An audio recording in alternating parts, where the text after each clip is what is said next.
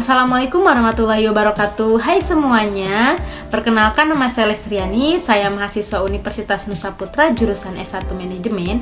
Di sini saya akan menyampaikan sebuah materi tentang akuntansi manajemen dengan topik yaitu cost volume profit analysis. Untuk penjelasannya di slide selanjutnya ya.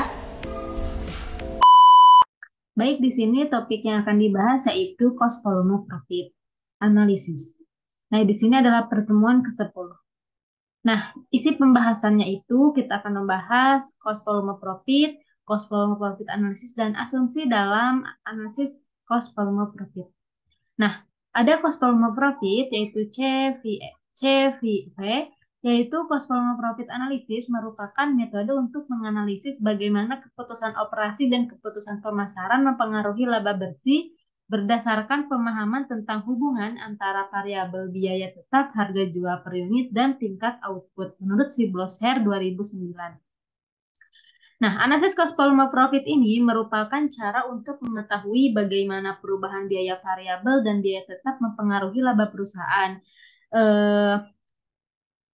Perusahaan dapat menggunakan cost volume profitnya itu untuk melihat berapa banyak sih unit yang harus mereka jual untuk mencapai titik impas, menutupi semua biaya, atau mencapai margin keuntungan minimum tertentu.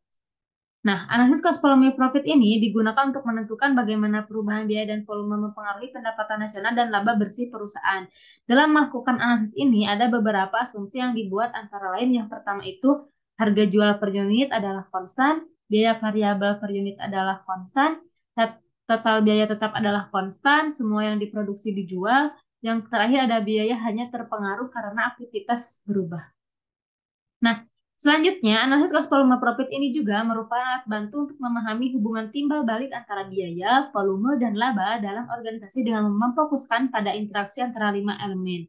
Menurut Garrison dan kawan-kawannya 2006, yaitu yang pertama ada harga produk, ada volume atau tingkat aktivitas, biaya variabel per unit, total biaya tetap, dan bauran produk yang dijual. Nah, selanjutnya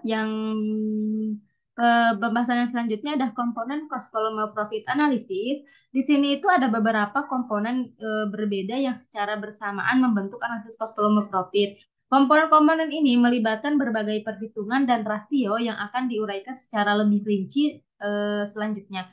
Komponen utama dari analisis CVP ini adalah contribution margin ratio and variable expense ratio. Yang kedua break even point, yang ketiga margin of safety. Untuk menerapkan analisis cost volume profit ini dengan benar, pertama-tama kita harus melihat format margin kontribusi dari laporan laba rugi. Laporan laba rugi ini reguler mengikuti urutan pendapatan dikurangi harga pokok penjualan dan menghasilkan laba kotor, sedangkan pendapatan dikurangi biaya menghasilkan laba bersih. Nah, di sini itu di bagian komponen cost volume profit analysis ini ada contribution margin. Di sini itu contribution margin itu adalah dapat dinyatakan secara harga atau unit margin kontribusi dihitung sebagai harga jual per unit dikurangi biaya variabel unit, juga dikenal sebagai kontribusi dolar per unit. Nah, ukuran ini menunjukkan bagaimana produk tertentu ini berkontribusi pada keuntungan perusahaan secara keseluruhan. Ini memberikan satu cara untuk menunjukkan potensi keuntungan dari produk tertentu yang ditawarkan oleh perusahaan dan menunjukkan porsi penjualan yang membantu menutupi biaya tetap perusahaan. Setiap pendapatan yang tersisa setelah menutupi biaya tetap adalah laba yang dihasilkan. Nah, di sini juga dalam laporan laba rugi juga dengan pendekatan contribution margin ini semua biaya dikelompokkan berdasarkan perilakunya, yaitu biaya variabel dan biaya tetap. Untuk rumusnya itu contribution margin sama dengan pendapatan penjualan dikurangi total biaya variabel. Nah, rumus di atas juga dapat digunakan sebagai penghitung rasio margin kontribusi, namun untuk mendapatkan hasil dalam persentase dapat menggunakan rumus, yaitu yang di bawah ada contribution margin ratio. Rumusnya itu contribution margin dibagi pendapatan penjualan. Nah, di sini juga ada contoh soal, yaitu sebuah perusahaan manufaktur yang bergerak di bidang pembuatan monitor komputer dengan penjualan bersih sebesar $80 biaya variabel seperti biaya bahan baku, biaya bahan penolong, biaya tenaga kerja, biaya utilitas, biaya pengiriman dan biaya yang berkaitan dengan produksi lainnya adalah sebesar 50.000. Nah, maka si margin kontribusinya itu dapat dihitung jika diketahui si penjualan bersihnya itu $80 dan biaya variabelnya itu $50 dengan menggunakan rumus di atas. Jadi, margin kontribusi sama dengan pendapatan penjualan dikurangi biaya variabel. Sama dengan yaitu pendapatan penjualannya itu kan $80 dikurangi $50 berarti jadi si margin kontribusinya itu $30. Nah, dari perhitungan tadi diketahui bahwa si margin kontribusinya itu adalah sebesar $30. Ini berarti bahwa perusahaan tersebut memiliki $30 untuk menutupi biaya tetapnya dan sisa marginal setelah biaya tetapnya ditutupi adalah merupakan laba perusahaan. Jadi apabila si biaya tetap perusahaan tersebut ini adalah sebesar $20, maka dapat dipastikan bahwa perusahaan tersebut menghasilkan pendapatan yang cukup untuk menutupi biaya tetapnya dan masih meninggalkan sisanya sebagai laba perusahaan yaitu $10. Nah, yang kedua analisis break-even point atau titik impas. Analisis impas ini juga merupakan suatu cara untuk mengetahui volume penjualan minimum agar suatu usaha itu tidak menderita rugi tetapi juga belum memperoleh laba. Dengan kata lain labanya sama dengan nol. Nah, di sini itu dalam analisis break-even point ini memerlukan informasi informasi mengenai penjualan dan biaya yang dikeluarkan.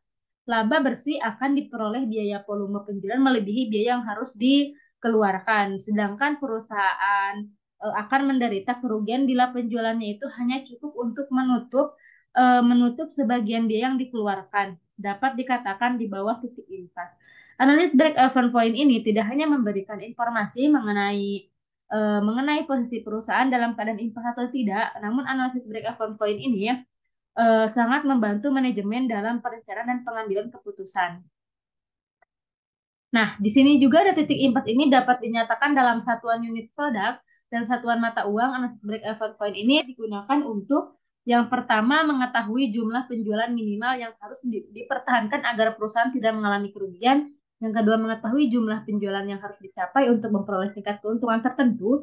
Yang ketiga, mengetahui seberapa jauh berkurangnya penjualan agar perusahaan tidak menderita kerugian. Yang keempat, mengetahui bagaimana efek harga jual, biaya, dan volume penjualan. Nah, selanjutnya ada 3 pendekatan yang dapat digunakan dalam menentukan break-even point ini. Pendekatan persamaan, pendekatan margin kontribusi, dan pendekatan grafik.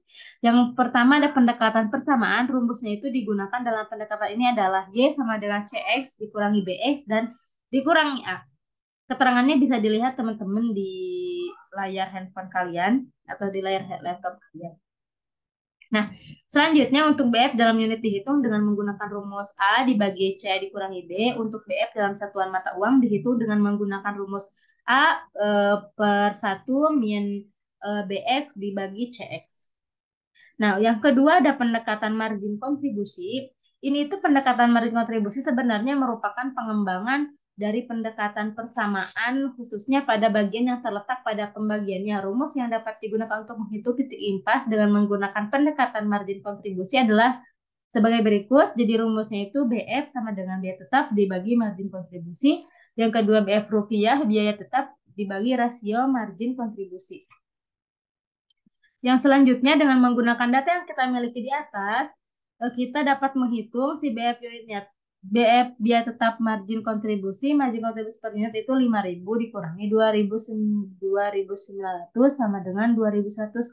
BF unitnya itu 10.500 RP dibagi RP 2.100 dan itu hasilnya BF unit. Mungkin bisa dilihat di layar teman-teman ya.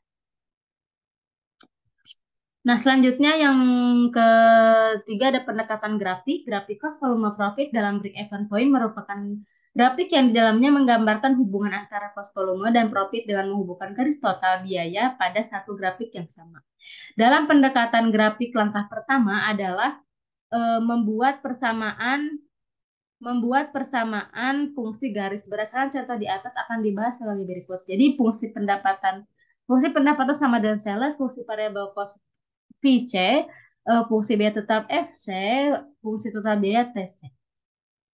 Nah, Yang ketiga ada margin of safety. Yang tadi kan baru sebelah dua, sekarang ada margin of safety atau MOS. Margin of safety ini atau margin keamanan adalah selisih antara rencana penjualan dalam unit atau satuan uang dengan impas dalam unit atau satuan uang penjualan. Margin of safety ini memberikan informasi tentang seberapa jauh sih realisasi penjualan dapat turun dari perencanaan penjualan agar perusahaan itu tidak menderita kerugian. Penurunan realisasi penjualan dari rencana penjualan maksimum harus sebesar margin of safety agar perusahaan itu tidak menderita kerugian. Margin of safety merupakan angka yang menunjukkan jarak penjualan yang direncanakan atau budget sales dengan penjualan break even. Dengan demikian, maka margin of safety ini adalah juga menggambarkan jarak batas jarak di mana jika penjualan melampaui batas tersebut, maka penjualan akan mengalami kerugian. Nah, di sini ada persamaan margin of safety. Ini adalah rumus-rumusnya. Selanjutnya ada contoh soal, diketahui PT DEF merencanakan penjualan produk A pada tahun 2021 adalah sebanyak 1000 unit. Jika harga jual per unitnya itu Rp 500 dan BF-nya adalah 600 unit, berapakah margin of safety-nya? Penjelasannya adalah diketahui si anggaran penjualannya itu 1000 unit dikali Rp 500. Nah, sama dengan Rp 500.000. Penjualan BF-nya itu 600 unit dikali Rp 500 sama dengan Rp 300.000. Rp 500.000 dikurangnya 300.000 sama dengan Rp 200. Jadi margin of safety-nya itu 200.000. Nah, si 200 ribunya itu dibagi 500 ribu dikali 100% dan hasilnya margin of safety rasionya itu 40%. Nah, selanjutnya ada yang terakhir ada asumsi dalam analisis cost volume profit. Dari persamaan-persamaan yang telah dibahas di atas, ada beberapa asumsi penting yang perlu diketahui. Yang pertama, fungsi biaya dan pendapatan adalah linear. Jadi ini itu yang dimaksud ini itu fungsi pendapatan dan biaya harus tetap konstan. Jadi selama rentang waktu tertentu. Akan tetapi faktanya fungsi-fungsi tersebut seringkali tidak bersifat linier, yang mana dapat berbentuk kurva atau bahkan bertahap. Sehingga perusahaan sebaiknya mempertimbangkan berbagai kemungkinan rentang penjualan dan produksi, karena jika rentang relevan telah diidentifikasi, maka hubungan biaya dan harga jual diasumsikan telah diketahui dan bersifat konstan. Nah, yang selanjutnya yang kedua ada harga dan biaya dapat diketahui dengan pasti.